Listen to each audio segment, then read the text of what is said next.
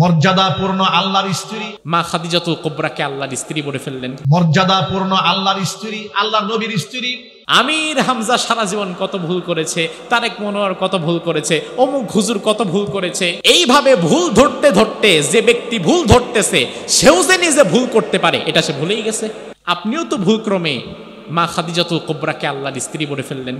কই, আমরা তো এটা ধরি না, কারণ আমরা জানি স্লিপ অফ টাং হতেই পারে, ভুল তো হতেই পারে, মানুষ মাত্রই তো ভুল হতে পারে। ভুল ধরা শুরু করলে তো দুনিয়াতে কেউ বাঁচতে পারবে না। তাহলে আপনি আরেকজনের পেছনে সারা দিন কেন পড়ে আছেন? কেন তার ভুল খোঁজার জন্য বারবার চেষ্টা করছেন? কেন ছিদ্রান্বেষণ করছেন? সবাই এক হতে পারে, আমরা পারি না। শুধু তাই না, আহারে, ওপর দিকে থুতু মারলে থুতু আসে কোথায়? নিজের কাছে আগে আস। অন্যের গায়ে যা পড়বে তার চেয়ে বেশি নিজের গায়ে পড়বে।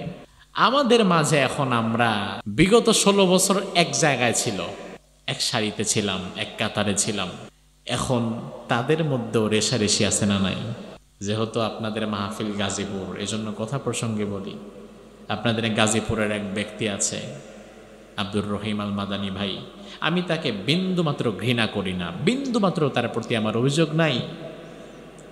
কিন্তু এই বেচারা এখন দিন রাত এক করে বৃহত্তর ইসলামী সংগঠনের বিরুদ্ধে কথা বলছে, মুফতি আমির হামজার বিরুদ্ধে কথা বলছে যে মুফতি আমির হামজার তো কোনো যোগ্যতাই নাই, তারেক মনোয়ার তো 90 দশকের রিজেক্টেড মাল, এমন এমন কথা বলছে। তারেক মনোয়ার কিংবা আমির হামজা কিংবা জামাত ইসলামী কিংবা আমরা নির্ভুল, আমাদের কোনো ভুল নাই, এমন দাবি আমরা কোনোদিন করতে পারি না। তার কারণ দিন শেষে মানুষ মাত্রই ভুল, মানুষ মাত্রই ভুল। তবে আপনি আপনার সমালোচনার ভাষাটা কতটা নিম্নমানের নিয়ে গেলেন, কোন পর্যায়ে গিয়ে সমালোচনা করছেন? বিশ্বাস করেন, কোরআন আমার সামনে, আব্দুর রহিম আল মাদানী ভাইয়ের প্রতি আমার বিন্দুমাত্র বিদ্বেষ নাই, হিংসা নাই, আক্রোশ নাই, রাগ নাই, অভিমানও নাই। তার কারণ হচ্ছে আমি কেন তার সমালোচনা করব? আমি কওমি মাদ্রাসা থেকে দাওরায়ে হাদিস পড়েছি, আলিয়া মাদ্রাসাতে পড়েছি, ইউনিভার্সিটিতে পড়েছি। আমি আমার এই জীবনের বাস্তবতায় দেখেছি চতুর্মুখী শিক্ষা যারা অর্জন করে তারা ব্রড মাইন্ডের হয়, তারা সবাইকে আপন করে নিতে পারে। আর একমুখী শিক্ষায় কেউ যদি ছোট থেকে বেড়ে ওঠে তাহলে ভিন্ন মতের প্রতি ওই ব্যক্তি শ্রদ্ধাশীল হতে পারে না। সে মনে করে আমি যা সারা জীবন পড়ছি, আমার আকাবিরিনে কেরামি সারা দুনিয়াতে হক, এর বাইরে আর কেউ হক নাই। এটা একটা ভয়ঙ্কর ফিতনা। আপনাকে মনে রাখতে হবে, আমি যে পথে আছি এটা হক, এটা আমি বিশ্বাস করি। তবে আমার ভাই যে পথে আছে ওটা যে সারা জীবন ব্যাঠিক, ওটা যে হক না, এমনটা হতে পারে না। তার কারণ ওটাও হক হতে পারে, হয়তো ওটা আমার জানা নাই। আহারে, এই যে এখন আমরা একে অপরের বিরুদ্ধে যদি সমালোচনা করি, আমরা একে অপরকে নিয়ে যদি রেশারেশি করি, আমরা যদি আবারও নিজেদের মধ্যে মতপার্থক্য সৃষ্টি করি, তাহলে আমার যেটা ধারণা, আপনাদের ধারণা দেখেন আমার সাথে মিলে কিনা জানি না, মিলতেই হবে বিষয়টা এমন না। যেহেতু এটা আমার ধারণা, কোরআন বা হাদিস না, আমার ধারণা হচ্ছে এই বর্তমান সময়ে ওলামায়ে কেরাম যদি এই সময়ে এসেও একতাবদ্ধ হতে না পারে, কওমি, আলিয়া, জামাত, হেফাজত, খেলাফত, জমিয়ত, তরিকতের দ্বন্দ্ব ভুলে সব মত এবং পথের আলেমরা যদি এই সময়ে এসে ঐক্যবদ্ধ হতে না পারে, তাহলে বিগত 16 বছর যেমন স্বৈরাচার ছিল তার চেয়ে ভয়াবহ স্বৈরাচার আগামীতে আমাদের মাথায় আল্লাহ চাপায়া দিবে। যদি আমরা ঐক্যবদ্ধ না হতে পারি, এর চেয়ে ভয়াবহ দিন সামনে আসতেছে, ঠিক কিনা? সব দল মিলা পিটাবে, তখন কুল পাবেন না বাঁচতে। আমার ভাইরা, যে জন্য বললাম ভালো করে বোঝেন, ৫০ সম বাগান, ৫ সম বাগানের ভেতরে 5টা ইক্ষু, 5টা আখের গাছ। এখন এই বাগানটারে আপনি কি বলবেন, আখের বাগান না আমের বাগান? কিন্তু সেখানে আখ গাছ আছে না নাই? কয়টা? জোরে কন। আর অন্যদিকে আমের গাছের পরিমাণটাই বেশি। তার মানে আমরা বুঝে নিলাম ভাই, 500 আম গাছের মধ্যে 5টা আখের গাছ থাকলে জায়গাটার নাম যেমন আখের বাগান হয় না, আম বাগানি রয়ে যায়। 24 ঘন্টার 23 ঘন্টা শয়তানের দেওয়ার পরে 1 ঘন্টা আল্লাহরে দিলে তুমি আল্লাহর গোলাম না, শয়তানের গোলামি রয়ে যাও। 23 ঘন্টা তুমি দিয়েছো শয়তানকে, তুমি আল্লাহর গোলাম দাবি করো কিভাবে? আমাদের দেশের মানুষ আল্লাহর গোলাম মুখে বলে, আসলে কাজে নাই। তার কারণ হচ্ছে এমনও হাজারো মানুষ আছে পুরা সপ্তাহ চলে যায়, একদিন যে জুমার নামাজ পড়লো আবার ফিরে সপ্তাহ আসার আগ পর্যন্ত মসজিদে কোনোদিন উষ্টা খায়াও ঢুকে না। আছে না নাই? ভুলেও কোনোদিন মসজিদে যায় না। ফজরের আজান হয় মসজিদে যায় না, জোহরের আজান হয় মসজিদে যায় না, আসর মাগরিব এশা চলে যায় মসজিদে যায় না। অথচ দল যখন যেখানে ডাকে তখন সেখানে হাজির হয়। দল যদি বলে আগামীকাল সকাল 10টায় মিটিং আছে, কাজকর্ম বাদ দিয়ে সেখানে চলে যাবে। দল যদি বলে জাঙ্গালিয়া বাজারে আমাদের মিটিং আছে সেখানে চলে যাবে। দল যদি বলে গাজীপুর শহরে আমাদের নেতা আসবে সেখানে চলে যাবে। দল যদি বলে আগামী শুক্রবারে সব কাজ ফলায় রেখে পল্টন ময়দানে আমাদের দলের কেন্দ্রীয় নেতা বিদেশ থেকে ভাষণ দিবে, আমরা সেখানে উপস্থিত হব, তোমরা সেখানে চলে যাবে। সব দলের কর্মীরা সেখানে চলে যাবে। তাইলে দল যখন যেখানে ডাকে কর্মী তখন সেখানে হাজির হয়ে যায়। অথচ আমার আল্লাহ তাআলা ফজরের সময় একবার ডাকছে, আসসালাতু খায়রুম মিনান নাওম, ও বান্দা নামাজের দিকে চলে আয়, এই নামাজ তোর জন্য উত্তম হবে। আপনি গেলেন না। আল্লাহ তাআলা যোহরের সময় আবার ডাকলেন, যোহরে আপনি নাই। আবার আল্লাহ আসরের সময় ডেকে বলে, হাইয়া আলাস সালাহ, নামাজের দিকে আয়, আপনি গেলেন না। মাগরিবে আবার ডাকে, এশার মধ্যে আবারও ডেকে বলে, বান্দা একবার তোর মাওলা তোর মালিক রে হাজিরা দিয়ে যা। আল্লাহ সারাদিন 5 বার ডাকে, একবারও দেখা পায় না। আর দল যখন যেখানে ডাকে তখন হাজির হয়। তাইলে ওই ব্যক্তি আল্লাহর গোলাম নাকি তার নেতার গোলাম?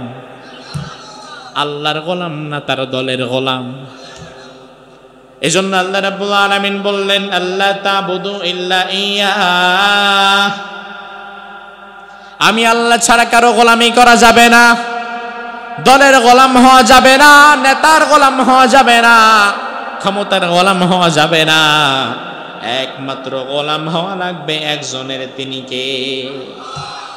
এরপরে আল্লাহ বললেন, ওয়াবিল ওয়ালিদাইনি ইহসানা, আমার গোলামি করার পরে সবার পূর্বে আমি তোমার পিতামাতার সঙ্গে সদ্ব্যবহারের আদেশ দিয়ে দিলাম। ইম্মা ইয়াবলুগান্না ইনদাকাল কিবার, যখন তাদের একজন বার্ধক্যে উপনীত হবে, আহাদুহুমা ও কিলাহুমা, একজন অথবা উভয়জন বৃদ্ধা হয়ে যাবে, ফালা তাকুল্লাহুমা উফ, তাদের তুমি কখনো উফ শব্দটি বলো না, তুমি নিজেও বলো না, তাদের জবান থেকে বেরো করো না। ওয়ালা তানহারহুমা, তাদেরকে ধমক দিও না, ঝাড়িয়ে দিও না। ওয়াকুল্লাহুমা কওলান কারীমা, তাদের সঙ্গে সব সময় নরম নরম কথা বলো। কার হুকুম? কার হুকুম? আমার ভাইয়েরা, পিতামাতার আদেশ, পিতামাতার যে আদেশ ইসলামের বাহিরে না যায়, ওই আদেশগুলো মানা সন্তানের জন্য কিন্তু ফরজ। কেন ফরজ? তার কারণ ওই আদেশগুলো মানার জন্য বলেছেন কে? কিন্তু এমন যদি কোনো আদেশ দিয়ে দেয় পিতামাতা না বুঝে, যেটা ইসলামের সাথে সাংঘর্ষিক, তাহলে লা তাআতা লিমাখলুক ফি মাসিয়াতিল খালিক, স্রষ্টার আনুগত্য সৃষ্টির অবাধ্য হবে না। সৃষ্টির আনুগত্য করতে গিয়ে স্রষ্টার অবাধ্য হওয়া যাবে না। আল্লাহ রাব্বুল আলামিন আয়াতের মধ্যে আমাদের মা বাবা সবচেয়ে নাজুক জায়গা, ওই মা বাবার বৃদ্ধা বয়সের কথা উল্লেখ করেছেন। তার কারণ মা বাবা যখন ভালো থাকে, মা বাবা যখন শক্ত থাকে, যুবক থাকে, তখন তারা আমাদের প্রতি নির্ভরশীল থাকে না। তবে তারা যখন বার্ধক্যে উপনীত হয়ে যায়, তারা আমাদের প্রতি নির্ভরশীল হয়ে যায়। আল্লাহ রাব্বুল আলামিন এর জন্য বিশেষভাবে বললেন, তোমার বাবা তোমার মা যদি বুড়ো হয়ে যায়, বুড়ি হয়ে যায়, তোমাকে একটা কথা 112 হয়তো বলতে পারে, তুমি বান্দা বিরক্ত হইও না। তার কারণ বুড়ো বাবা, এই যে আমার জাহিদ ভাইয়ের বাবা, আমি এসে শুনলাম গত বছর এই মাহফিলের সভাপতি ছিল, আজকে করিবুল মৌত, মৃত্যু সজ্জায় উপস্থিত হয়ে আছে। ও ভাই আমার, আজকের এই মাহফিল, আজকের মোনাজাত আপনাদের মধ্যে অনেকের জীবনের শেষ মাহফিল কিংবা শেষ মোনাজাত হয়ে যেতে পারে। গত বছর এই মাহফিলে যারা ছিল তাদের সবাই যেমন আজকে নাই, আবার আজকে আমরা যারা আছি আমাদের সবাই আগামী বছর পর্যন্ত থাকবে। আল্লাহ রাব্বুল আলামিন বললেন, তোমার মা তোমার বাবা যখন বৃদ্ধ বৃদ্ধা হয়ে যাবে, বুড়ো বুড়ি হয়ে যাবে, একটা কথা তারা তোমাকে 1000 বারও বলতে পারে। বুড়ো বাবা সকালবেলায় আপনারে বলল, বাবারে বুকের ব্যথাটা বাড়ছে, মনে হয় গ্যাস্ট্রিকের ব্যথা, 2টা গ্যাস্ট্রিকের ট্যাবলেট আনিস। আপনি সাথে সাথে বাজারে গেলেন, গ্যাস্ট্রিকের ট্যাবলেট 2টা আনলেন। স্ত্রীকে বললেন, নাও বাবারে এখনই খাওয়ায় দাও, আমার সময় নাই, আমি তাড়াতাড়ি দোকানে চলে যাই। গ্যাস্ট্রিকের ট্যাবলেট দিয়ে তারপরে দোকানে গেলেন। দুপুরবেলা আবার যখন ঘরে আসলেন, বাবা যখন আবার আপনারা দেখেছে, আবার বলা শুরু করলো, কিরে বাবা, তোর না বলছিলাম বুকের ব্যথা বাড়ছে, গ্যাস্ট্রিকের ট্যাবলেট আনতে, আনছিস না? অথচ আপনার বাবা যে গ্যাস্ট্রিকের ট্যাবলেট খাইছে, ব্যথা যে এখন নাই, এটা বাবা ভুলেই গেছে। কারণ মানুষ যখন বৃদ্ধ হয়ে যায় তখন সে মূলত বাচ্চাদের মতো হয়ে যায়। বাচ্চা শিশু যেমন কোনো কিছু মনে রাখতে পারে না, সেও মনে রাখতে পারবে না। আপনি বলবেন, বাবা আনছিলাম তো, খাইছো তো, তুমি মনে নাই। মুরব্বী বলবে, ও আচ্ছা ঠিক আছে। আবার হয়তো রাত্রিবেলায় খাওয়ার সময় বলবে, বাবারে গ্যাস্ট্রিকের জন্য না 2টা ট্যাবলেট আনতে বলছিলাম, আনস নাই। এবার আপনি রেগে গেলেন, কি পাইছো? যখনই দেখা হয় তখন খালি এক কথা বলো বারবার, আর কি কোনো কথা নাই? গ্যাস্ট্রিকের ট্যাবলেট নামে আইনা দিয়েছি, তুমি খাইছো। এই যে আপনি রেগে গেলেন, ধমক দিলেন, অথচ তুমি কারে ধমক দিলা? তুমি তোমার কোন বাবারে আজকে ধমক দিলা? 3 বার একটা কথা তোমারে জিজ্ঞেস করছে তাই। অথচ তুমি যখন ছোট ছিলে, তোমার এই বাবা তোমার এই কাঁধের মধ্যে নিয়া, কোলের মধ্যে নিয়া যখন বাহির হইতো, তখন তুমি বলতা, বাবা এটা কি? বাবা বলতো লাইট। আবার বলতা, বাবা কি? বাবা বলতো লাইট। আবার বলতা, বাবা এটা কি? বারবার বারবার একই প্রশ্ন করে বাবারে বিরক্ত করে ফেলতা। তোমার বাবা বিরক্ত না হয়ে 10 বার প্রশ্ন করলে 10 বার উত্তরও দিয়ে তোমার কপালে একটা চুমু দিত। আর আজকে তোমার বাবা 3 বার বলেছে, তোমার মেজাজ খারাপ হয়ে গেছে। এজন্য আল্লাহ বললেন, ও বান্দা, ওই মা ওই বাবা ছোট্টবেলায় তোমার যে এইভাবে লালন পালন করেছে, ওই মা ওই বাবারে কোনোদিন ধমক দিয়ে কথা বলো না। আল্লাহর হাবিব হাদিসের মধ্যে বললেন, রিদাল্লাহি ফি রিদাল ওয়ালিদাইন ওয়া সাখাতুল্লাহি ফি সাখাতিল ওয়ালিদাইন। পিতামাতার সন্তুষ্টির উপরে আল্লাহর সন্তুষ্টি, আবার পিতামাতার অসন্তুষ্টির উপরে আল্লাহর অসন্তুষ্টি।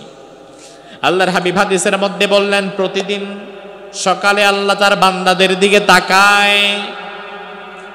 সকালে আল্লাহ তাকানোর পরে কার দিকে রহমতের দৃষ্টিতে তাকাবে আর কার দিকে গজবের দৃষ্টিতে তাকাবে, আল্লাহ রাব্বুল আলামিন আগে সিদ্ধান্ত নেন না। আল্লাহ তাআলা আগে লক্ষ্য করে দেখেন ওই বান্দার প্রতি ওই দিন সকালে তার পিতা মাতার দৃষ্টিভঙ্গিটা কি।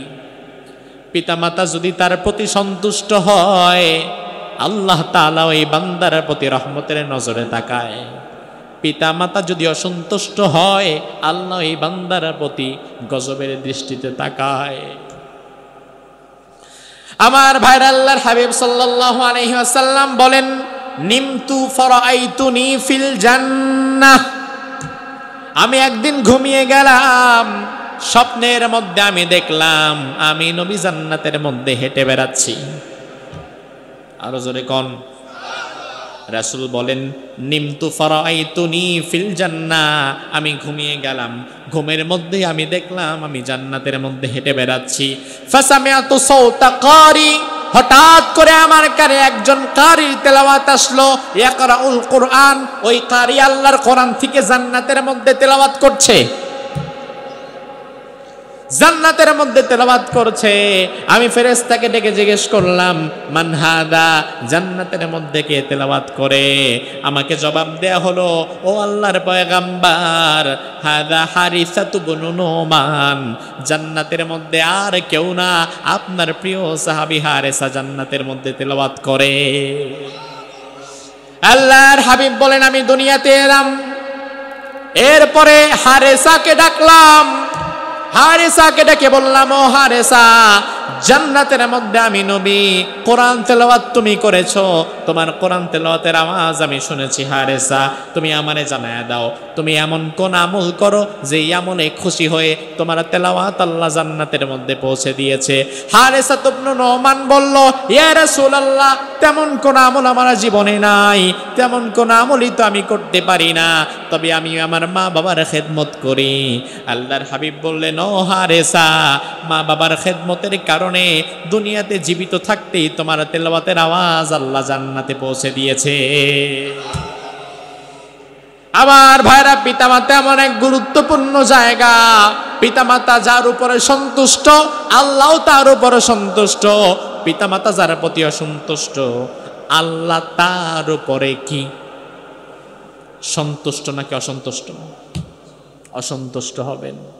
এমন কেউ ব্যক্তি যদি সাহাবীও হয় তবু আল্লাহ তার প্রতি অসন্তুষ্টই থাকবেন। মুসনাদে আহমদের হাদিস, বিখ্যাত একজন সাহাবী, তার নাম হচ্ছে আলকামা রাদিয়াল্লাহু আনহু, মৃত্যু শয্যায় শুয়ে আছেন, করিবুল মাউত, সাকারাতুল মাউত উঠে গিয়েছে, মৃত্যু যন্ত্রণা শুরু হয়ে গিয়েছে। মৃত্যু যন্ত্রণা যখন কারো শুরু হয়, বিশ্বনবী বললেন, তোমরা যদি এমন কোন মুমূর্ষ ব্যক্তির কাছে যাও যার মৃত্যু যন্ত্রণা শুরু হয়ে গেছে, তখন তোমরা তাকে কালিমা পড়ার জন্য বলবে না, এই কালিমা পড়েন, কালিমা পড়েন, কালিমা পড়েন, তুমি ধাক্কায়ও না। তার কারণ ওই মুহূর্তে তার বুকে পাহাড় চাপা দিয়ে রাখলে যতটা না কষ্ট হয় তার চেয়ে বেশি কষ্ট হচ্ছে।